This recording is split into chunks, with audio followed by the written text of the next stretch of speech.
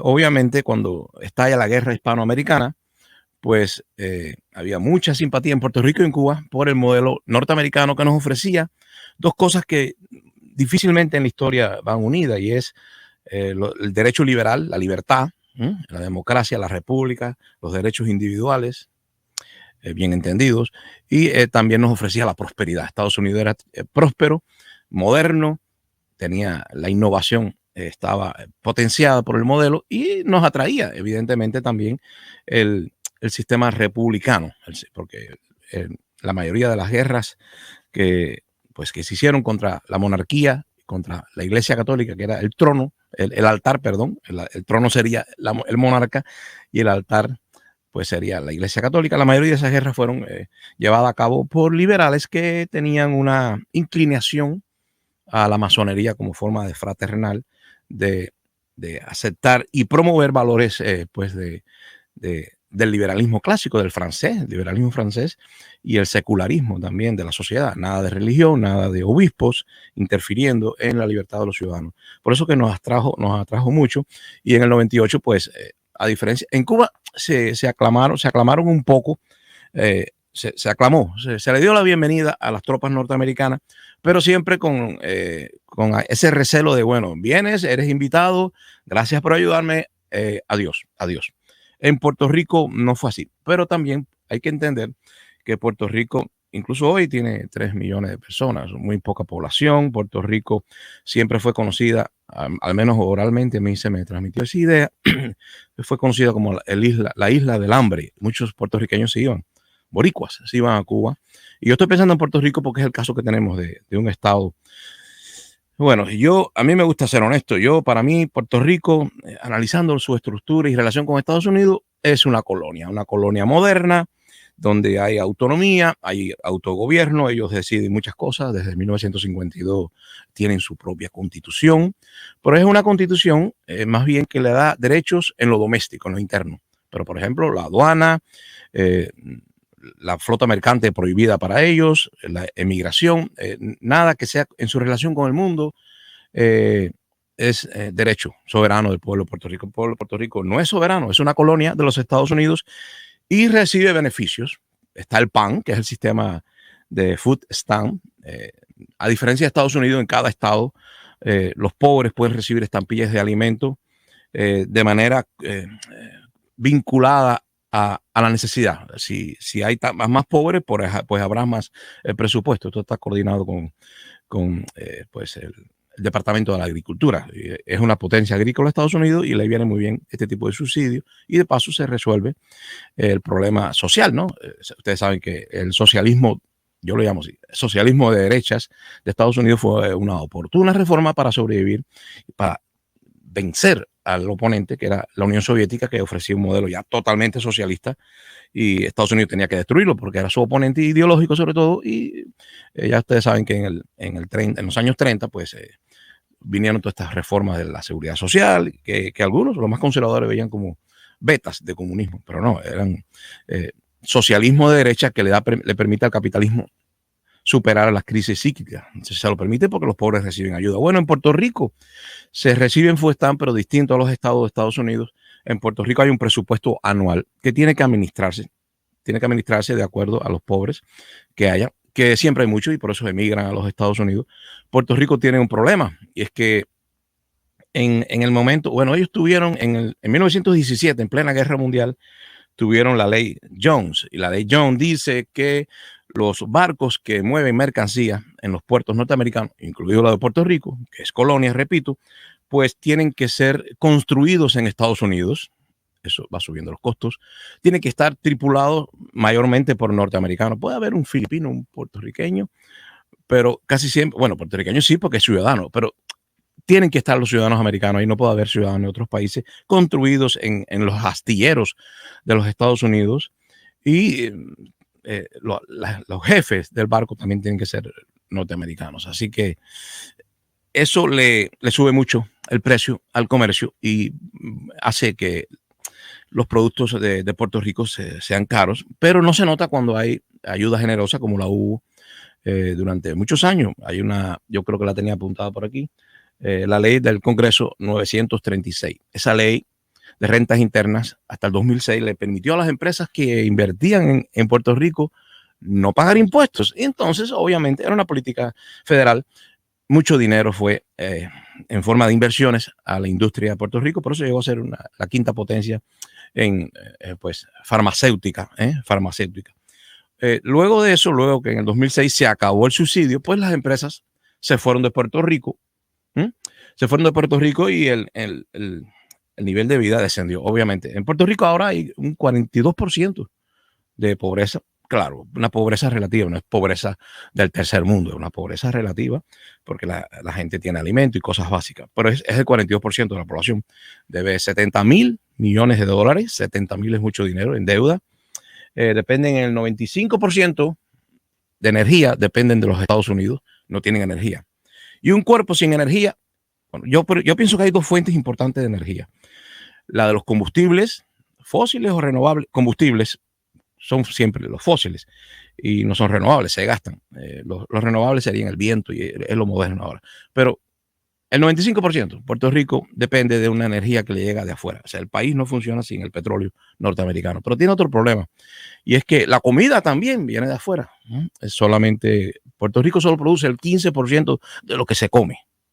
Se parece un poco a Cuba. Cuba siempre en todos los gobiernos, aunque estaba mejor que Puerto Rico y nunca le llamaron la isla del hambre como a Puerto Rico, en Cuba también se dependía mucho del arroz, el frijol, yo se lo había contado, la manteca de cerdo, todo eso venía de los Estados Unidos en grandes cantidades y solamente nos iba bien con la carne de res por el tamaño estratégico de nuestras tierras y también nos iba bien con la leche condensada, con la leche, con el queso, sobre todo Camagüey, mi provincia y bueno, esa es la realidad material. Si Puerto Rico depende del petróleo norteamericano y de la comida, solo producen ellos el 15%.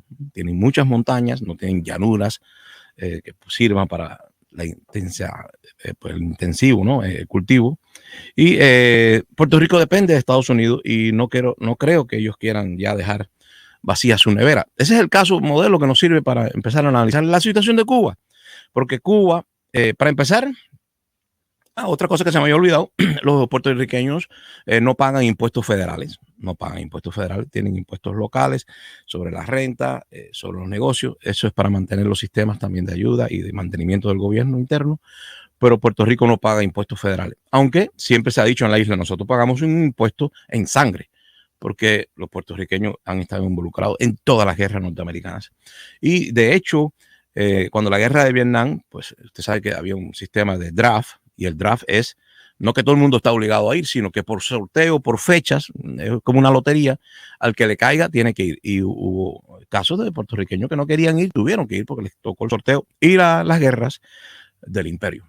Así que Puerto Rico es el caso más cercano que yo veo, que fue cuando la guerra hispanoamericana, cuando Filipinas fue vendida por España y Cuba cedida en París, en el Tratado de París fue cedido Puerto Rico y le ha ido regular porque, repito, si usted le da un crédito, una tarjeta, usted no ve la realidad económica de Puerto Rico ahora, sobre todo después del huracán María, le ha ido muy mal. Hay violencia porque están las mismas leyes de los Estados Unidos y hay violencia con armas de fuego, tiene que ser otro problema.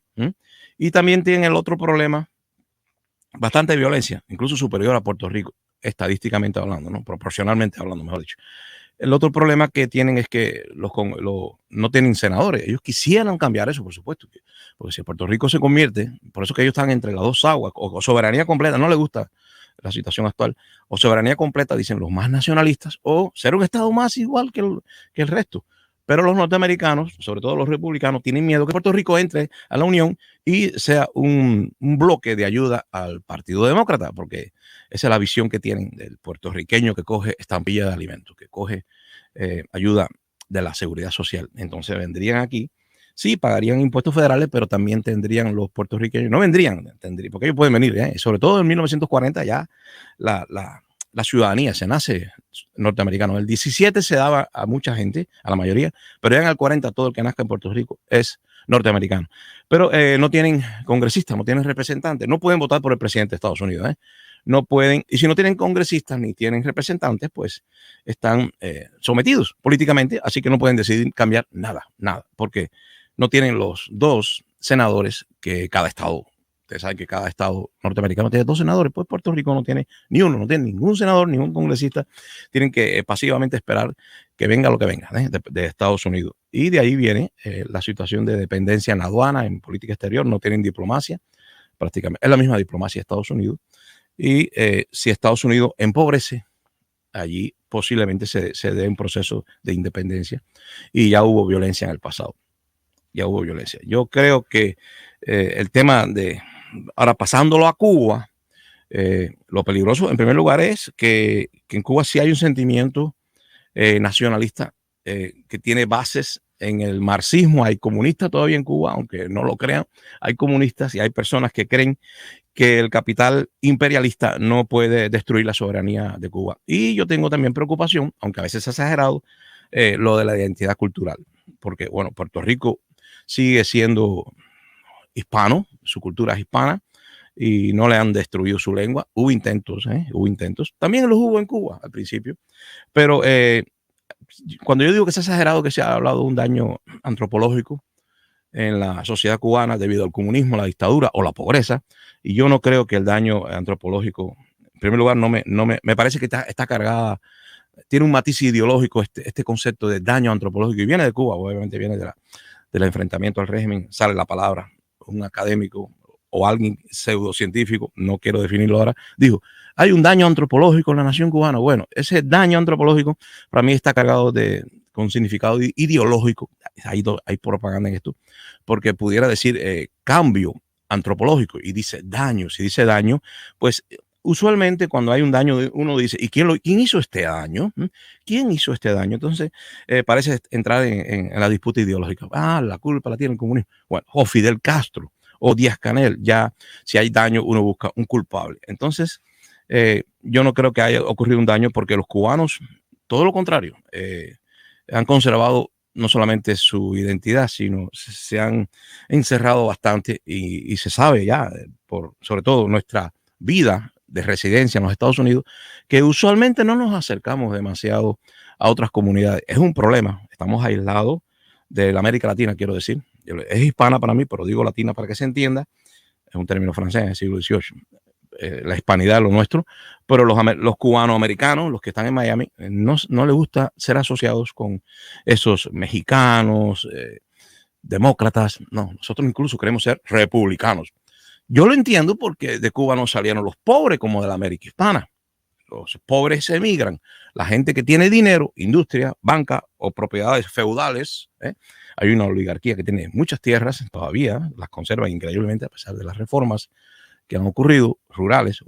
Pues esa oligarquía, esa gente de dinero, se queda en sus países, y aquí nos llegan, de los países hispanos, nos llegan los más pobres. Pero de Cuba no, de Cuba vino lo más selecto de la burguesía, porque hubo una revolución comunista que trajo a la gente que tenía más ideas conservadoras, que son hoy en día pues los republicanos, sobre todo en el sur de la Florida. En Miami, los republicanos cubanos, todos, incluso los que vinieron y no tenían tierra ni centrales ni perdieron nada, pues repiten por imitación lo que sus élites, las originales que crearon esta inmigración, fundaron aquí en nuestros guetos, porque ya se están convirtiendo en guetos.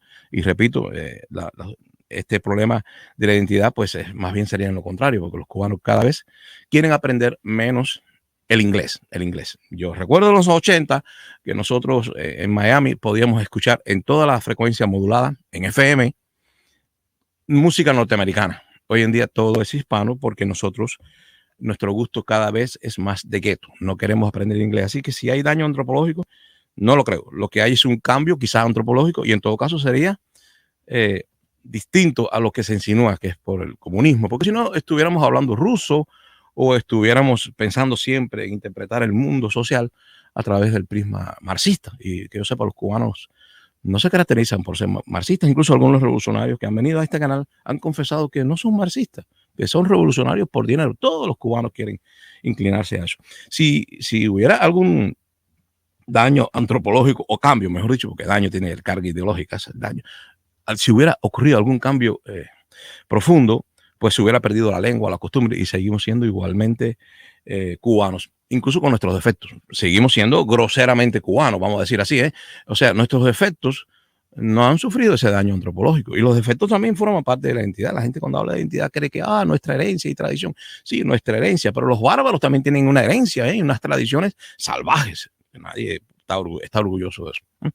Yo pienso que, bueno, ya voy a compartir con ustedes que Cuba como Estado libre asociado también tiene un factor, y es que aunque usted se quiera vender a los Estados Unidos, a lo mejor Estados Unidos no lo quiere comprar, no lo desea usted como un Estado, no lo desea. Quizá los republicanos digan, wow, sería bueno una Cuba republicana, pero 11 millones de personas, la mayoría por picaresca nuestra, porque nosotros tenemos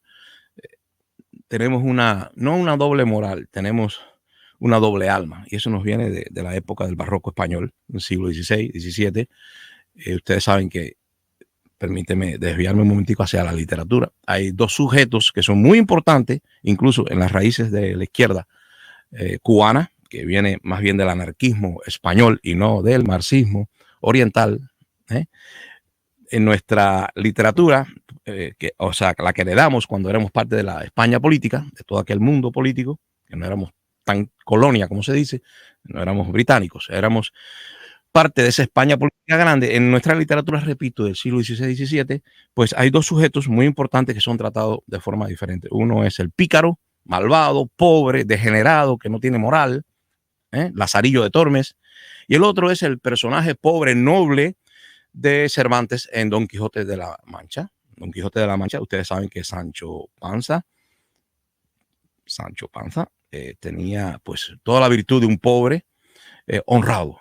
Él, a diferencia de Don Quijote, era más pícaro, más cínico, y casi siempre era cínico.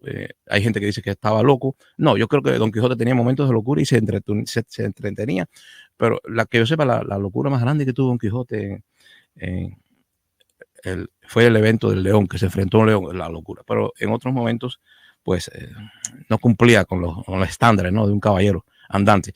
Pero Sancho fue en toda la obra de Cervantes, no solamente Sancho, los pobres salen muy bien parados, a diferencia de los ingleses. Ustedes ven, van a Shakespeare y los personajes pobres son degradados, los héroes son ricos, nobles. En toda la obra de Shakespeare, la tragedia no puede ser de gente pobre. La gente pobre son tan inferiores, según la visión literal de este mundo de historias británicas. El pobre no tenía ningún respeto. Él no tenía tragedia porque era demasiado bruto para entender el sufrimiento de la vida. Eso eran cosas de noble. En España no, nuestra literatura tiene esos dos, ya repito, uno es el negativo, el pícaro, inmoral, donde se retrata al pobre con todos los defectos de la ética, y sin embargo, en Don Quijote, que es lo más grande que tuvimos, Cervantes, porque éramos españoles. No se olviden que Cuba, ante del separatismo, y lo pongo así en ese tono masónico, liberal, de separarse, como hoy en día también los vascos y los catalanes quieren hacer, antes de eso éramos parte de la misma España cultural, y se heredan todas estas identidades perdidas, pero que están ahí influyendo en nuestra conducta, como la del pícaro. A veces somos pícaros y a veces somos cuando somos pobres, porque la mayoría de nosotros somos pobres.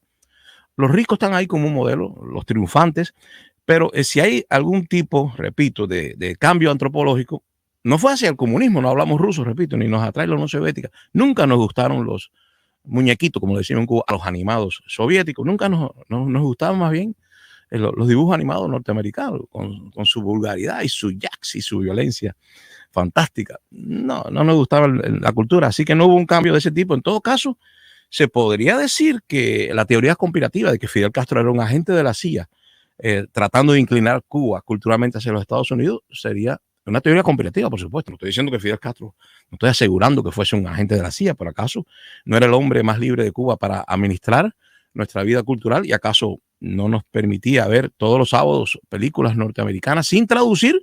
Porque un nacionalista como Franco en España obligaba. Recuerden que el franquismo no permitía películas en inglés.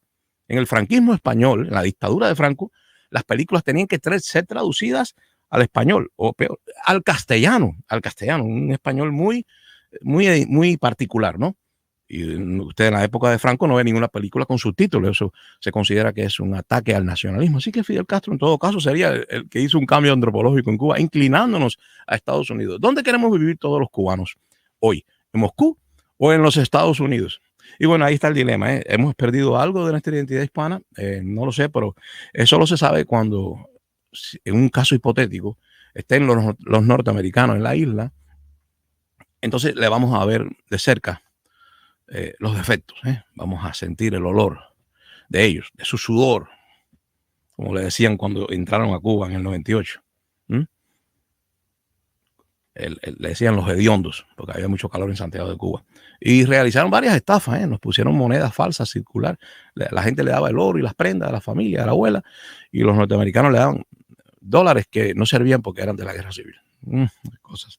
Vamos a compartir ya Cuba, Estado Libre Asociado. Yo no lo recomiendo, yo no recomiendo ni siquiera intentarlo, ni coquetear con la idea, porque usted se puede vender y nadie lo compra. Y si nadie lo compra, usted dice, bueno, la pobre muchacha que se pone en una esquina y se quiere prostituir y sufre la humillación pública, todo el mundo lo ha visto, que quería prostituirse y no irse a buscar un trabajo de más prestigio y se prostituyó en el espacio público y todo el mundo la despreció. Entonces tiene la tristeza de que no hizo negocio, está pobre, no tiene dinero, pero se desprestigió, así que es pérdida completa. Entonces esos cubanos anexionistas que quieren que Estados Unidos los adquiera, ¿qué pasaría si Estados Unidos los desprecia? Pues seguirían siendo pobres, pero humillados. En este caso no habría manera de levantar la frente. Por eso viene con una estrella solitaria. Yo soy nacionalista.